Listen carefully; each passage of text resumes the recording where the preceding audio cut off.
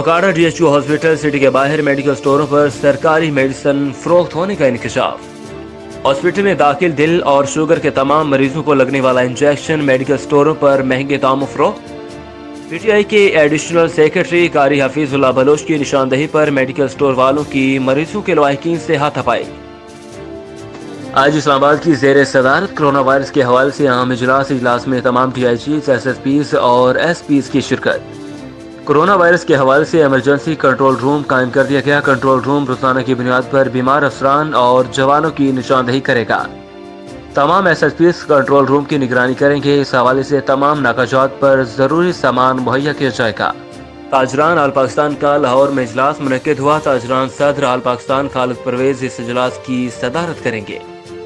صدر لاہور اور chamber of commerce Irfan Iqbal نے خصوصی شرکت کی۔ اس موقع پر مجاہد بٹ صدر لاہور نے بھی شرکت کی۔